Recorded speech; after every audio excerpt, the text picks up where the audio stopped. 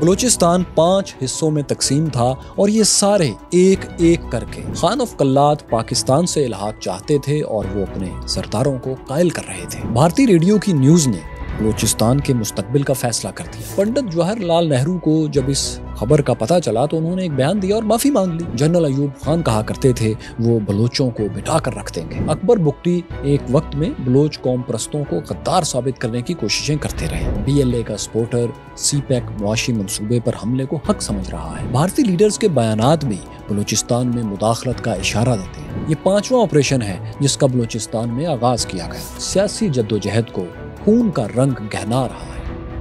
Cures fellows, میں فیصل وڑائچ۔ 1947 میں جب پاکستان اور بھارت کی آزادی قریب آ رہی تھی تو بلوچستان عملی طور پر 5 حصوں میں تقسیم تھا۔ ایک حصہ برٹش بلوچستان کہلاتا تھا جو انگریزوں کے براہ راست کنٹرول میں تھا۔ اس صوبے میں کوئٹہ سمیت کچھ ایسے علاقے تھے جنہیں کلات سے لیا گیا تھا، لیکن اس کے زیادہ تر علاقے ماضی میں افغانستان کے کنٹرول میں رہے تھے۔ ان میں پشین، سبی، لورالائی اور دیگر کچھ علاقے تھے جو 1879 میں افغانستان میں معاہدہ گندمک کے تحت انگریزوں کو سرنڈر کیے تھے۔ پھر 1893 میں ڈیورل لائن ایگریمنٹ کے تحت چاگی بھی افغانستان سے الگ ہو کر برٹش بلوچستان ہی کا حصہ بنا لیا گیا تھا۔ معاہدہ گندمک اور ڈیورل لائن ایگریمنٹ کی مکمل کہانیاں ساتھیوں ہم آپ کو دکھا چکے ہیں۔ ہماری ان ویڈیوز میں ان کی تفصیلات موجود ہیں۔ آئی بٹن پر ٹچ کر کے اس ویڈیو کے بعد آپ دیکھ بھی سکتے ہیں۔ برٹش حصے کے بعد بلوچستان کا دوسرا اہم حصہ ریاست کلات تھی جو ایک پرنسلی اسٹیٹ کے طور پر قائم تھی۔ اس کے بعد 3 مزید علاقے تھے، لسبیلا، خاران اور مکران، جو پہلے کلات کا حصہ رہ چکے تھے، لیکن ان علاقوں کے حکمران کلات کے خلاف بغاوتیں کرتے رہے تھے، یعنی خان آف کلات کی اتھارٹی کو وہ نہیں مانا کرتے تھے۔ انگریز بھی یہ بات جانتے تھے، اسی لیے برطانوی حکومت نے ان علاقوں کو کلات سے الگ کر کے پولیٹیکل ایجنٹس کے ماتحت کر دیا تھا۔ خاران کو تو انگریزوں نے 1942 میں 1942 میں الگ ریاست یعنی ایک الگ سے پرنسلی اسٹیٹ کا درجہ بھی دے دیا تھا۔ بلوچستان کے ان 5 علاقوں کے سامنے اب یہ سوال کھڑا تھا کہ وہ آزادی کے بعد، ہندوستان کی آزادی کے بعد، تقسیم کے بعد کس ملک میں شامل ہونا چاہیں گے، پاکستان میں یا بھارت میں۔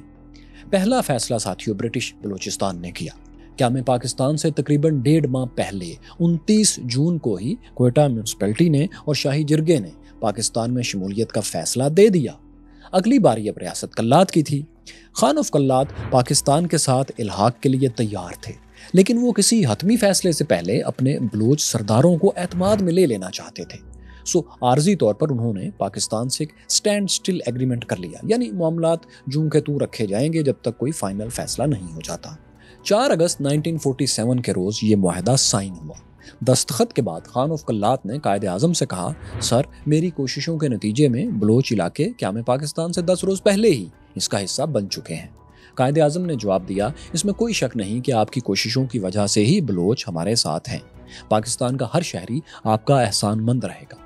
مطلب زبانی طور پر خان آف کلات اور قائد اعظم میں الحاق کا معاہدہ طے پا گیا، ایک زبانی ایگریمنٹ ہو گیا۔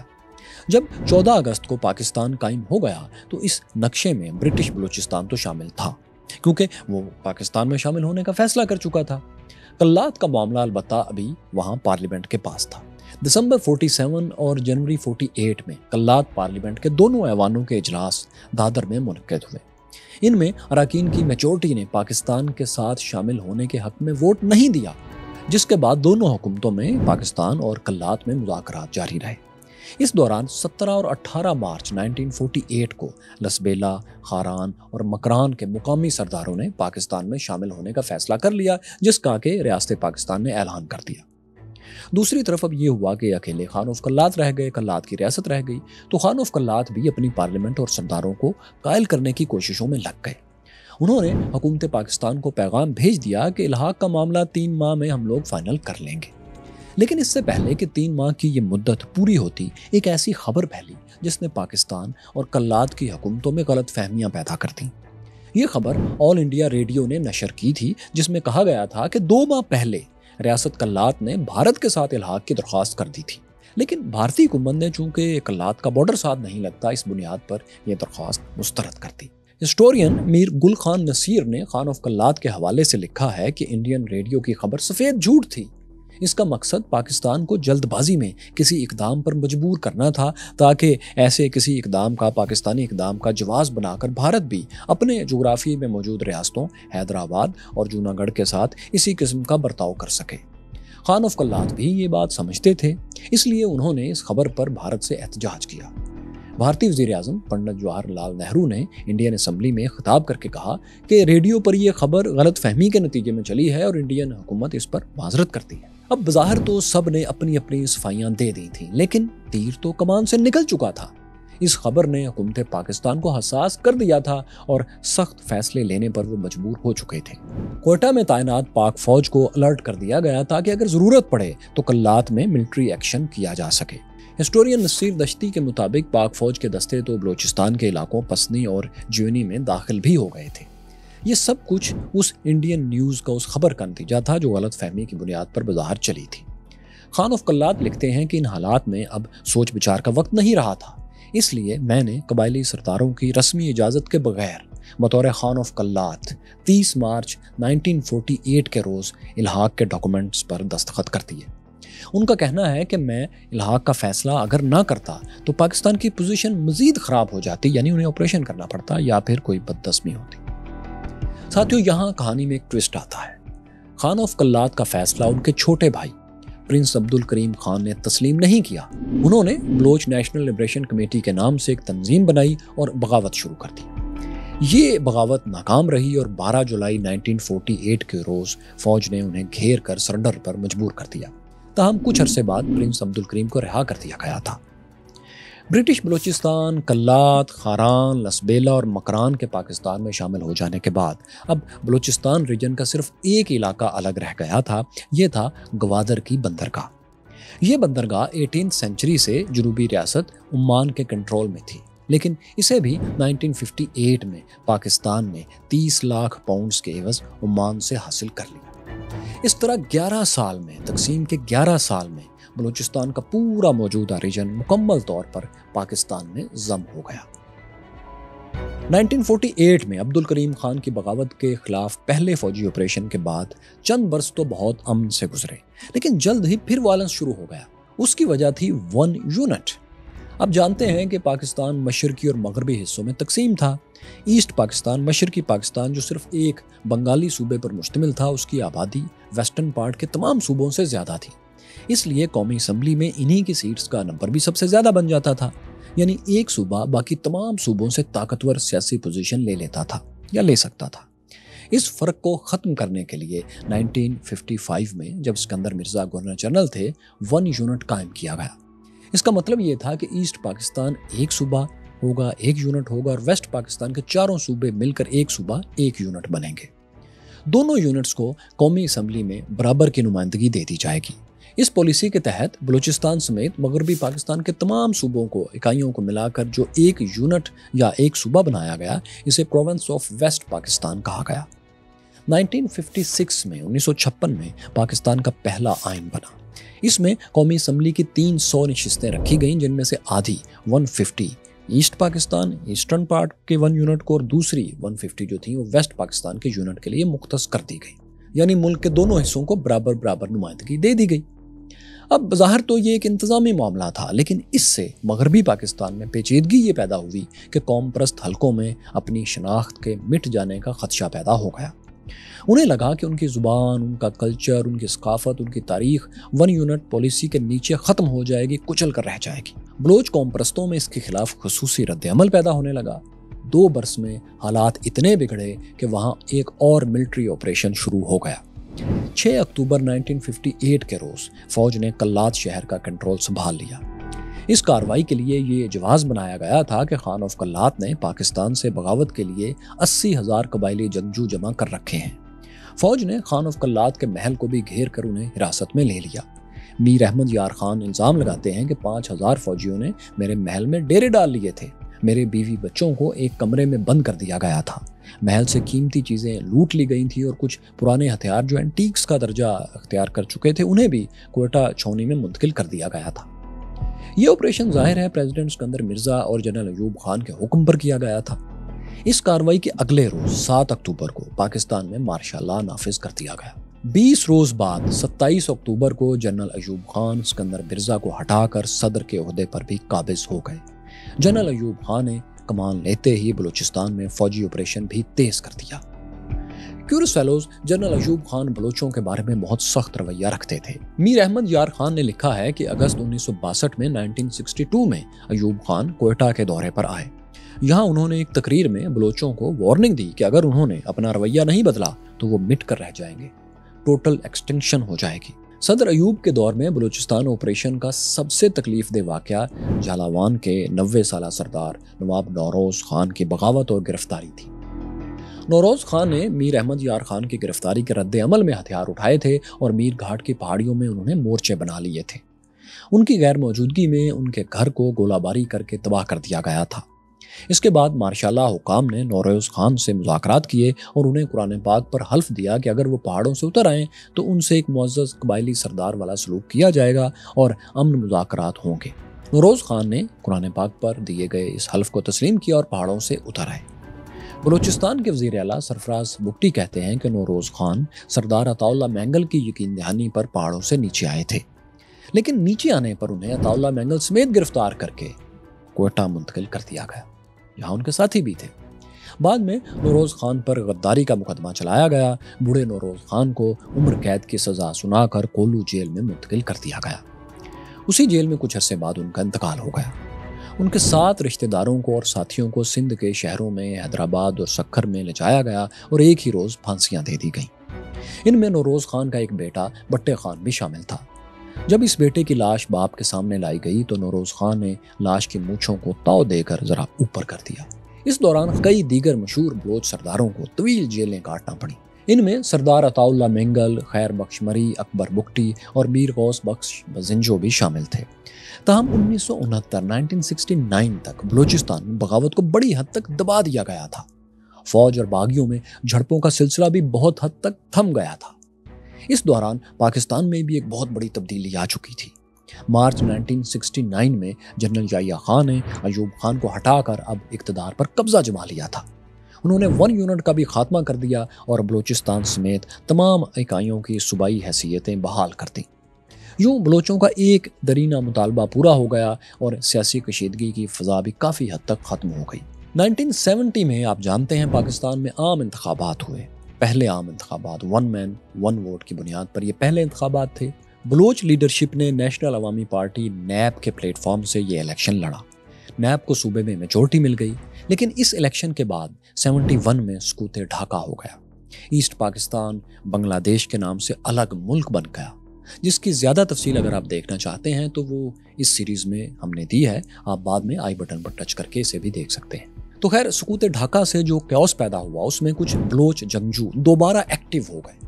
انہوں نے بلوچستان لبریشن فرنٹ BLF کے نام سے ایک تنظیم بنا لی جو ایرانی سیستان بلوچستان میں بھی متحرک تھی۔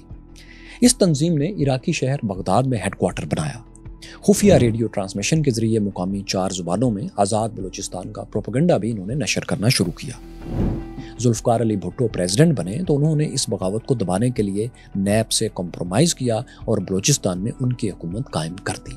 میر غوث بخش بزنجو گورنر اور عطا اللہ مینگل وزیر اعلیٰ بلوچستان بن گئے۔ لیکن ایک بلوچ سردار جو پہلے دن سے اس سیاسی انتظام کے خلاف تھے اب وہ سرگرم ہو گئے تھے۔ یہ سردار تھے نواب اکبر بگٹی۔ دراصل بات یہ تھی کہ درپردہ اکبر بگٹی بھٹو حکومت سے ہاتھ ملا چکے تھے۔ وہ بلوچ سیاست سے نیب کو آؤٹ کر کے صوبے میں اپنا اثر و رسوخ قائم کرنا چاہتے تھے۔ انہوں نے اخبارات کو ایسے بیانات دیے کہ نیب قوم پرست جو لیڈرشپ ہے اس نے انہیں بتایا ہے کہ وہ پاکستان سے آزادی کے لیے سازش کر رہے ہیں، بلوچستان کی آزادی کے لیے، جس کے لیے انہیں غیر ملکی مدد بھی حاصل ہے، اور یہ سازش مبینہ طور پر لندن میں تیار ہو رہی تھی۔ پاکستانی پریس میں اسی لیے اسے لندن سازش یا لندن پلان کا نام دیا گیا۔ اکبر بگٹی نے دعویٰ کیا تھا کہ ایک خفیہ تنظیم بلوچ لبریشن آرگنائزیشن BLO بھی قائم کر دی گئی ہے۔ ان کے مطابق وہ اس تنظیم کے خزانچی بھی رہ چکے تھے۔ اکبر بگٹی کے ان بیانات سے پریزیڈنٹ بھٹو جو پہلے ہی نیب کو سیاسی دشمن سمجھنے لگے تھے وہ اس حکومت ہی کے خلاف ہو گئے، یعنی غوث مینگل حکومت کے۔ 10 فروری 1973 میں عراقی سفارت خانے سے اسلحہ بھی برآمد ہوا جو کہا گیا کہ بلوچ جنگجوؤں کے لیے لے جایا جا رہا تھا۔ इस वाक़े से भुट्टो सरकार और भी अलर्ट हो गई। सो क्या हुआ कि 15 फरवरी को ZA भुट्टो ने वज़ीर आज़म ने बलूचिस्तान हुकूमत बरतरफ करके वहाँ सदर राज नाफिज कर दिया। गौस बख्श मजंजो को हटाकर उनके हरीफ नवाब अकबर बुगटी को गवर्नर बलूचिस्तान बना दिया गया। उनकी गवर्नरशिप में फिर बलूचिस्तान में तीसरा और एक बड़ा फौजी ऑपरेशन लॉन्च किया गया। लेकिन अकबर बुगटी भुट्टो हुकूमत के साथ ज़्यादा देर चल नहीं सके। इख्तलाफात के बायस कुछ ही अरसे में मुस्तफ़ी हो गए। ZA भुट्टो को उनकी जगह एक ऐसे गवर्नर की अब ज़रूरत थी जिस पर बलोच कौम ट्रस्ट तो कर सकें। सो उन्होंने साबिक खान ऑफ कल्लात से रब्ता किया और उन्हें बलूचिस्तान का गवर्नर मुकर्रर कर दिया। मीर अहमद यार खान ऑफ कल्लात फिर 1977 का मार्शाला लगने तक सूबे के गवर्नर ही रहे। फौजी ऑपरेशन भी इन्हीं की गवर्नरशिप में जारी रहा। इस ऑपरेशन की एक अहम तरीन लड़ाई सितंबर 1974 में चमालौंग में लड़ी गई। इसमें ईरानी हेलीकॉप्टर्स ने भी हिस्सा लिया था क्योंकि BLF ईरान के ज़ेरे कंट्रोल सीस्तान बलूचिस्तान में भी ईरानी हुकूमत के खिलाफ एक्शंस कर रही थी। शाह ईरान रज़ा शाह पहलवी नहीं चाहते थे कि पाकिस्तान में बलोच जंगजू किसी किस्म की कामयाबी हासिल करें क्योंकि इसका असर उनके इलाकों पर भी पड़ सकता था। इसलिए ईरानी हेलीकॉप्टर्स पाकिस्तानी फोर्सेस की मदद के लिए आ गए थे। इन हेलीकॉप्टर्स ने पाकिस्तानी सेबर और महराज तैयारों के साथ मिलकर इतनी बमबारी की कि सैकड़ों बलोच बागी मारे गए, जबकि तकरीबन 1000 बलोच जंगजुओं ने हथियार डाल दिए। अगले चंद बरस के दौरान सिक्योरिटी फोर्सेस ने इस बगावत को मुकम्मल तौर पर कुचल दिया। इस तीसरे 1970s के ऑपरेशन में लवांग खान मैंगल और मोहम्मद अली मैंगल समेत कई अहम बलोच लीडर्स मारे गए। कुल मिलाकर 3000 से ज़्यादा सोल्जर्स और 5300 बलोच मिलिटेंट्स जान से गए। हज़ारों सिविलियंस की मौत इसके अलावा थी। इसी ऑपरेशन में अताउल्ला मैंगल के बेटे असदुल्ला मैंगल और उनके एक दोस्त अहमद शाह कुर्द कराची से अगवा हुए और फिर कभी नहीं देखे गए। 1977 में पाकिस्तान की उम्र 30 बरस हो चुकी थी और बलूचिस्तान 3 फौजी ऑपरेशंस देख चुका था। जुलाई 1977 में जनरल ज़ियाउल हक ने तीसरा मार्शल नाफिज कर दिया। उन्होंने आते ही बलूचिस्तान में जारी फौजी ऑपरेशन बंद कर दिया, सूबे में आम मुआफ़ी का ऐलान किया और हज़ारों बलोच मिलिटेंट्स को जेलों से रिहा कर दिया। इसके बाद तकरीबन 20 बरस का अरसा ऐसा गुजरा जिसमें बलूचिस्तान में कोई बड़ी एक्टिविटी नहीं हुई। 1980s में 80 की दहाई में जो एक और बहुत अहम बात हुई वो ये थी कि बलूचिस्तान की सियासत से नैब का किरदार तकरीबन ख़त्म हो गया। नेशनल अवामी पार्टी नैब बुनियादी तौर पर पठान और बलोच कौम परस्तों की एक जमात थी जिसके सरबराह अब्दुल वली खान थे। लेकिन फौजी ऑपरेशन के दौरान जब वली खान और बलोच रहनुमा हैदराबाद जेल में थे तो इन दोनों में शदीद इख्तलाफात पैदा हो गए। वली खान मिलिट्री इस्टेब्लिशमेंट के ज़्यादा करीब हो गए, जबकि दूसरी तरफ बलोच रहनुमा हुकूमत से किसी कम्प्रोमाइज़ पर तैयार नहीं हुए। नवाब खैर बख्श मरी और सरदार अताउल्ला मैंगल कहते थे कि बलूचिस्तान के सियासी अमल का हिस्सा बनने का अब कोई फ़ायदा नहीं, बलोचों को चाहिए कि वो खुलकर आज़ादी के लिए काम करें। इसलिए उन्होंने वली खान से अपने रास्ते अलग कर लिए। 1978 में साथियों क्या हुआ कि जनरल ज़ियाउल हक ने हैदराबाद ट्रायल यानी जो बलोचों और इन कौम परस्तों पर गद्दारी के मुकदमा चल रहे थे उस ट्रायल को ख़त्म कर दिया और तमाम गिरफ्तार लीडर्स को रिहा कर दिया। खैर बख्श मरी रिहा होकर अफगानिस्तान चले गए और अताउल्ला मैंगल लंदन रवाना हो गए, यानी उन दोनों ने खुद साख्ता जलावतनी अख्तियार कर ली। उनकी गैर मौजूदगी में बलूचिस्तान में अकबर बुगटी ही वाहिद बड़ी बलोच सियासी शख्सियत रह गए थे। उन्होंने हालात का रुख भांप कर दोबारा कौम परस्ती का बयानिया अपना लिया, हालांकि पहले वो कौम परस्तों को गद्दार साबित करने की कोशिशों में पेश रह चुके थे। लेकिन अब नए हालात में नवाब अकबर बुगटी बलोच नेशनलिज्म का आइकॉन बन गए और आज तक हैं। 1988 में जब जनरल ज़ियाउल हक तैयारा हादसे में मारे गए तो एक बार फिर पाकिस्तानी सियासत में भुट्टोज़ की वापसी हो गई। 88 के इलेक्शंस में बेनज़ीर भुट्टो कामयाब होकर वज़ीर आज़म पाकिस्तान बनी, जबकि Nawab Akbar Bugti Balochistan national alliance BNA के प्लेटफॉर्म से मुंतखब हो गए और वो वज़ीर आला बलूचिस्तान बने। 1990 में जब सदर गुलाम इसाक खान ने वज़ीर आज़म बेनज़ीर भुट्टो की हुकूमत ख़त्म की तो बलूचिस्तान हुकूमत भी साथ ही ख़त्म हो गई। ताहम एक बुज़ुर्ग रहनुमा की हैसियत से अकबर बुगटी का वक़ार मुस्तकिल तौर पर पाकिस्तान में अब एस्टेब्लिश हो चुका था। अगले 8-9 बरस तक बलूचिस्तान में सियासी उतार चढ़ाव आते रहे लेकिन कोई नई बगावत नहीं हुई। ताहम 1999 में जनरल मुशर्रफ चौथे फौजी हुक्मरान बने। बलूचिस्तान फिर से अनरेस्ट का शिकार हो गया। इसकी वजह थी गैस रॉयल्टी पर तनाज़ा झगड़ा और इसका मरकज़ था डेरा बुगटी। दरअसल बुकटी कबाइल की जमीनों पर 4 गैस फील्ड्स सुई, मीरको, लोटी और उच वाक़या हैं। इनमें सबसे बड़ी गैस फील्ड सुई है। बुकटी कबाइल की जमीनों से निकाले जाने वाली गैस के एवज कबीले के सरदार अकबर बुकटी को सालाना करोड़ों रुपए रॉयल्टी मिलती थी। असल नंबर्स तो वाजे नहीं, लेकिन ये बहुत बड़ी रकम हुआ करती थी। नवाब अकबर बुकटी की जिम्मेदारी थी कि वो ये रकम अपने कबीले में तकसीम भी करें। ताहम बहुत से लोग नवाब अकबर बुकटी की तकसीम से मुतमईन नहीं थे, यानी वो समझते थे कि उन्हें उनका जायज़ हिस्सा नहीं मिल रहा। हो सकता है कि अकबर बुकटी इन लोगों को ज़्यादा हिस्सा देना चाहते हों और इसके लिए उन्होंने जनरल मुशर्रफ से गैस रॉयल्टी में इजाफे की भरपूर डिमांड शुरू कर दी हो। साथ में प्रेशर के तौर पर उन्होंने एक और काम किया, वो ये कि उन्होंने अपने इलाकों में नई गैस फील्ड्स की तलाश पर पाबंदी लगा दी, रोक दिया हुकूमत को। हुकूमत ने उनके मुतालबात नहीं माने और सूरत हाल दोबारा वायलेंस की तरफ जाने लगी। इस नाराज़गी भरे माहौल को 3 जनवरी 2005 के एक अफसोसनाक वाक़े ने आग लगा दी। उस रोज़ सुई हॉस्पिटल की डॉक्टर शाजिया को एक कैप्टन ने जिनसी ज्यादती का निशाना बनाया। जब उस लड़की को इंसाफ नहीं मिला तो बुकटी कबाइल मुश्तइल हो गए।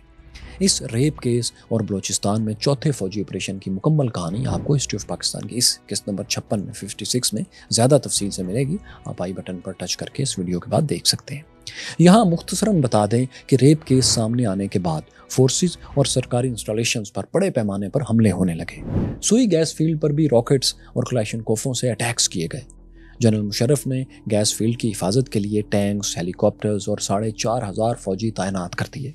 उन्होंने जंगजुओं को धमकी भी दी कि उन्हें ये पता भी नहीं चलेगा कि उन्हें कहाँ से अटैक आया है और किस चीज़ का अटैक है। अकबर बुकटी इन धमकियों से खौफजदा नहीं हुए। दिसंबर 2005 में जब जनरल मुशर्रफ बलूचिस्तान के इलाके कोलू का दौरा कर रहे थे तो शहर के करीब एक मिलिट्री बेस पर रॉकेट हमला हुआ। एक फौजी हेलीकॉप्टर पर भी फायरिंग हुई, जिसमें FC commander major general Shujaat Zameer जख्मी हो गए। ताहम हेलीकॉप्टर बाहिफाजत लैंड कर गया। इस दौरान अकबर बुकटी ने साथियों के साथ कोलू एरिया में तरातानी के पहाड़ों पर मोर्चे संभाल लिए। सिक्योरिटी फोर्सेज ने मुकामी गाइड्स की मदद से अगस्त 2006 में इनके ठिकाने का पता लगा लिया। 26 अगस्त को सिक्योरिटी फोर्सेज ने उस गार पर अटैक कर दिया जिसमें अकबर बुकटी अपने साथियों के साथ छुपे हुए थे। फौजी तर्जुमान के मुताबिक जब सिक्योरिटी एहलकार इस गार में दाखिल हो रहे थे तो इसकी छत अचानक बैठ गई, जिसके बायस अकबर बुकटी, उनके 32 साथी और 4 अफसरों समेत 5 फौजी एहलकार भी इसमें दब गए। इनमें से कोई जिंदा नहीं बच सका। अकबर बुकटी की लाश जब निकाली गई तो इसे इनके खानदान के हवाले भी नहीं किया गया। उनके ताबूत पर 2 ताले लगाकर डेरा बुकटी लाया गया, नमाज जनाजा अदा की गई, लेकिन किसी को उनकी शक्ल नहीं देखने दी गई। 1 सितंबर को सिक्योरिटी एहलकारों की मौजूदगी में वहीं इन्हें सुपुर्द खाक कर दिया गया। इस सरकारी जनाजे में बुकटी खानदान के किसी फर्द ने शिरकत नहीं की। अकबर बुकटी के बेटे जमील बुकटी कहते हैं कि हमें क्या मालूम ताबूत में कौन था, हमें यकीन नहीं कि ये वाकई अकबर बुकटी ही की तदफीन हुई है या किसी और की। लेकिन बलूचिस्तान के एक मौजूद सरदार की मौत ने पूरे सूबे में फिर एक अनरेस्ट पैदा कर दिया जो किसी न किसी शक्ल में आज तक जारी है। इस साल नवंबर 2024 में एक बार फिर हुकूमत पाकिस्तान ने बलूचिस्तान में बाकायदा फौजी ऑपरेशन की मंजूरी दे दी है। बलूचिस्तान में सिक्योरिटी फोर्सेस के मुकाबले पर कई मिलिटेंट बलोच ग्रुप्स हैं, लेकिन 2 बड़ी तंजीमें ज़्यादा एक्टिव हैं। पहली तंजीम बलूचिस्तान लिबरेशन आर्मी BLA है और दूसरी बलूचिस्तान लिबरेशन फ्रंट BLF है। इसके अलावा एक तंजीम बलोच नेशनलिस्ट आर्मी भी थी, लेकिन दिसंबर 2023 में 2023 में इसके सरबराह सरफराज बनगलजई ने साथियों समेत सिक्योरिटी फोर्सेस के सामने सरेंडर कर दिया था। अब बाकी 2 ऑर्गेनाइजेशंस जो अभी तक एक्टिव हैं, इनमें BLA ज़्यादा ताकतवर तंजीम समझी जाती है। इसे पाकिस्तान के अलावा अमेरिका और बरतानिया ने भी दहशतगर्द तंजीम डिक्लेयर कर रखा है। ये तंजीम पहली बार 1970 की दिहाई में 1970s के शुरू में एक्टिव हुई थी, लेकिन जनरल ज़ियाउल हक के मार्शल के बाद जब मुसल्लह बगावत ख़त्म हो गई तो ये ग्रुप भी मंजर से गायब हो गया था। लेकिन सन 2000 में यह तंजीम दोबारा एक्टिव हुई। शुरू में इनकी कमान मीर खैर बख्श मरी के बेटे बालाच मरी के हाथ में थी। 2007 में वो अफगान सरहद के करीब एक झड़प में मारे गए। फिर असलम बलोच उर्फ अच्छू को तंजीम का कमांडर बनाया गया। 11 साल बाद 2018 में वो भी कंधार के एक खुदकुश हमले में हलाक हो गए। इसके बाद तंजीम की कमान बशीर ज़ेब ने संभाल ली और आज भी यही पोजीशन है। लेकिन इस तंजीम के मुस्तकिल सरपरस्त के तौर पर इनका नहीं, खैर बख्श मरी के एक और बेटे हरब्यार मरी का नाम लिया जाता है, जो कि लंदन में पनाह लिए हुए हैं। बलूचिस्तान में दोस्तों इस वक्त एक बहुत अहम मसला लापता अफराद मिसिंग पर्सनस का भी है। इन लापता अफराद की फैमिलीज का इल्ज़ाम है कि सिक्योरिटी फोर्सेज उनके लोगों को अगवा करके गायब कर रही हैं, मार रही हैं। इन अफराद को ना तो अदालत में पेश किया जाता है और ना ही इनके बीवी बच्चे इन्हें कभी दोबारा देख पाते हैं, मुलाकात भी इनकी नहीं हो पाती। दूसरी तरफ पाकिस्तानी अथॉरिटीज़ का मौक़िफ़ ये है कि मिसिंग पर्सनस का बहुत बड़ा हिस्सा वो है जो लोग अफ़गानिस्तान जा चुके हैं या दूसरे मुल्कों में नकल मकानी कर चुके हैं, और ये वो लोग हैं जिन्होंने मिलिटेंट ऑर्गेनाइजेशंस ज्वाइन कर ली हैं। पाकिस्तानी हुकूमत ने तमाम मिसिंग पर्सनस की तलाश के लिए एक कमीशन भी बना रखा है। इस कमीशन के मुताबिक बलूचिस्तान में जनवरी 2024 तक 2752 अफराद लापता थे, जबकि उस वक्त के निगरान वज़ीर-ए-आज़म पाकिस्तान अनवारुल हक ने एक इंटरव्यू में BBC को बताया था कि सिर्फ 50 लोग मिसिंग हैं। बलोच तंजीमें इन सरकारी आदादोशुमार को नहीं मानती। उनका दावा है कि मिसिंग पर्सनस की तादाद कम से कम 7000 तक है। दिसंबर 2023 में 2023 के आखिर में बलोच तंजीमों ने लापता अफराद की बाजियाबी के लिए पाकिस्तानी दारुल हुकूमत इस्लामाबाद में धरना भी दिया था। इस धरने की क़यादत बलोच यकजहती कमेटी की रहनुमा महारंग बलोच कर रही थी, लेकिन जब हुकूमत ने इनके मुतालबात नहीं तस्लीम किए तो आखिरकार 23 जनवरी को इन्होंने धरना ख़त्म करने का ऐलान किया। तहम मिसिंग पर्सनस की बाजियाबी के लिए मुजाहरों का सिलसिला वक्फे से जारी है, जिसे पाकिस्तान के लिबरल हलकों की तरफ से काफ़ी सपोर्ट भी मिलती है। लेकिन साथ ही ये भी हकीकत है कि इंसानी हकूक़ की खिलाफ वर्जियों का इल्ज़ाम सिर्फ सिक्योरिटी एहलकारों पर ही नहीं है, बल्कि बलोच जंगजुओं पर भी है जो शर्मचार कहलाते हैं। इस हवाले से एक बड़ा सानहा 31 अगस्त 2024 में मूसा खेल में पेश आया।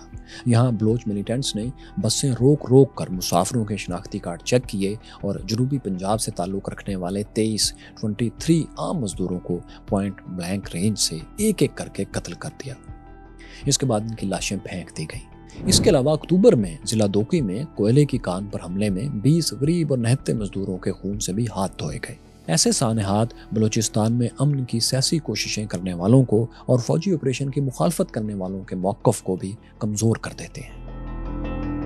बलूचिस्तान में जारी अनरेस्ट में भारत की मुबैना मुदाखलत भी एक बहुत बड़ा इशू है। पाकिस्तान का इल्ज़ाम है कि BLA भारत की मदद से ऑपरेट कर रही है। 2021 में काबुल पर तालिबान के कब्जे से पहले तक ये समझा जाता था कि अफगान सरहद के साथ कायम भारतीय कौंसल खाने बलोच जंगजुओं की मदद करने के लिए ही बनाए गए हैं। पाकिस्तान ने ये इल्ज़ाम भी लगाया था कि BLA का कमांडर असलम अच्छू अपनी मौत से पहले एक बार इलाज के लिए भारत भी ले जाया गया था। भारतीय रहनुमा भी कई बरसों से ऐसे इशारे दे रहे हैं कि बलोच जंगजुओं से जैसे उनका ताल्लुक है। जैसा कि 2014 में भारतीय नेशनल सिक्योरिटी एडवाइज़र अजीत डोल ने पाकिस्तान को एक धमकी भी दी। उन्होंने कहा कि एक और मुंबई करो और तुम बलूचिस्तान खो दोगे। उनका इशारा 2008 में मुंबई में होने वाले अफसोसनाक दहशतगर्द हमलों और उनमें सिक्योरिटी एहलकारों की मुबैना इन्वॉल्वमेंट की तरफ था। इसके बाद फिर 2016 में 2016 में नरेंद्र मोदी ने एक तकरीर में बलूचिस्तान का नाम इस्तेमाल किया। इंडिया के यौम आज़ादी पर लाल किला दिल्ली के सामने खिताब करते हुए इंडियन प्राइम मिनिस्टर ने कहा था कि बलूचिस्तान, गिलगित बल्तिस्तान और पाकिस्तानी कश्मीर के लोगों ने मेरा शुक्रिया अदा किया है। किस बात का शुक्रिया? ये बात उन्होंने वाज़े नहीं की, लेकिन उनका मैसेज वाज़े था कि वो इन तीनों इलाकों में पाकिस्तान को टफ टाइम देना चाहते हैं। पाकिस्तानी हुकूमत ने भी इस तकरीर पर कहा कि हमारा ये मौक़िफ़ दुरुस्त साबित हो रहा है कि भारत बलूचिस्तान में दहशतगर्दी को हवा दे रहा है। इंडियन प्राइम मिनिस्टर की तकरीर से चंद माह पहले मार्च में बलूचिस्तान से भारतीय खुफिया एजेंसी राह का एक फील्ड एजेंट कुलभूषण यादव भी गिरफ्तार हुआ था। तमाम भारतीय मौक़िफ़ ये है कि कुलभूषण यादव बेगुनाह है, जिसे ईरान से अगवा करके पाकिस्तान मुंतकिल किया गया और फिर इसे राह का एजेंट साबित करने की कोशिश की गई। साथियों, बलूचिस्तान के मसले का एक नया angle China Pakistan economic corridor CPEC भी है। अनरेस्ट की वजह से इस मंसूबे को बहुत नुकसान पहुँच रहा है। आप जानते हैं कि बलूचिस्तान की बंदरगाह ग्वादर इस मंसूबे का सबसे अहम हिस्सा है। चीन इस बंदरगाह के रास्ते ग्लोबल साउथ में तिजारत करना चाहता है। बलोच मिलिटेंट्स इसे अपने वसाइल पर कब्जा कहते हैं और इसे नाकाम करने के लिए अटैक्स करते रहते हैं, जबकि भारत भी गिलगित बल्तिस्तान पर अपना हक जताने की वजह से इस मंसूबे के खिलाफ है, क्योंकि इस मंसूबे का एक हिस्सा इन जगहों से भी गुजरता है। इसीलिए CPEC के मंसूबे और पाकिस्तान में मौजूद चाइनीज़ नेशनल्स ख़ास तौर से BLA के निशाने पर रहते हैं। चीनी शहरियों को निशाना बनाने के लिए इस तंजीम ने 2018 से अपने ख़ास ग्रुप मजीद ब्रिगेड को एक्टिव किया हुआ है। इस ग्रुप का नाम दो मिलिटेंट्स मजीद लांगू ब्रदर्स के नाम पर मजीद ब्रिगेड रखा गया था। ये ग्रुप अब तक चाइना के खिलाफ कई ब्लडी अटैक्स कर चुका है। 2017 से 2024 तक इन 7 सालों में चीनी शहरियों और सी पैक के मंसूबों पर 16 से ज़्यादा हमले हो चुके हैं। इनमें कम से कम 12 चाइनीज नेशनल हलाक और कम से कम 16 जख्मी हुए हैं, जिसकी वजह से पाक चाइना ताल्लुकात और खित्ते की अहम तरीन इकनॉमिक एक्टिविटी सी पैक बुरी तरह मुतासर हो रहे हैं। ये सियासी मसला दोस्तों सियासी अंदाज से हल ना किया गया तो मुस्तकबिल में भी पाकिस्तान को तल्ख सूरत हाल का सामना रह सकता है। दोस्तों, हमने देखो सुनो जानों पर तारीख के कई मुश्किल तरीन अदवार की कहानियां आपके सामने रखी हैं। तारीख से सीख कर हम अपने हाल को काफ़ी हद तक बहरहाल बेहतर बना सकते हैं। इस सिलसिले में आपको हमारी सीरीज हिस्ट्री ऑफ अमेरिका ज़रूर देखनी चाहिए कि कैसे चंद छोटी छोटी स्टेट्स ने अपने मसाइल हल करना सीखे और आखिरकार एक सुपर पावर बनकर ये तमाम स्टेट्स उभरी। ये वीडियो सीरीज आप यहाँ जान सकते हैं। यहाँ देखिए अकबर बुगटी और जनरल मुशर्रफ की लड़ाई कैसे शुरू हुई, और ये रही वाजपेयी के पाकिस्तान आने की पुरुम्मीद सुबह से लेकर कारगिल की मायूस कुन अंधेरी रात तक की पूरी कहानी।